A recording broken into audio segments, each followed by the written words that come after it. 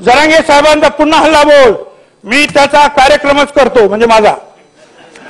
आता शेवटचा अध्यक्ष महोदय, आमच्या हातात दंडुके, सरकारला पायाखाली तुडवू शकतो, भुजबळांनाही पाहून घेऊ. आता नको, सेन्सिटिव्ह आहे.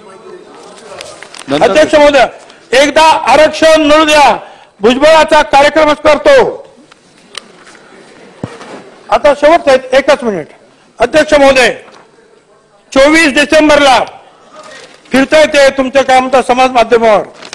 24 डिसेंबरला नाशिकला Bhujbal knowledge city, Bhujbal farm, ज्यांना कोणाला हे पाहायचं आहे त्यांनी नावं कळवावी किंवा कोण कोण पाहू इच्छितात बघा. म्हणजे माझ्यावर हल्ला करण्याची तयारी सुरू झालेली आहे. होणार. प्रकाश सोळंकेचं झालं, संदीप क्षीरसागरचं झालं, कोण जायला तयार नाही. आमचं सुद्धा होईल. कोणी यावं अशी अपेक्षा नाही, जे काय व्हायचं ते होईल. पण अध्यक्ष महोदय, त्याच्या पुढे अध्यक्ष महोदय, कालपासून मी सकाळी उठलो आणि पाहिलं, अरे पोलीस का वाढवता रे, कशात काय झाली, गडबड काय झाली. साहित्यावरून इनपुट आलेलं आहे की भुजबळाला गोळी मारली जाईल.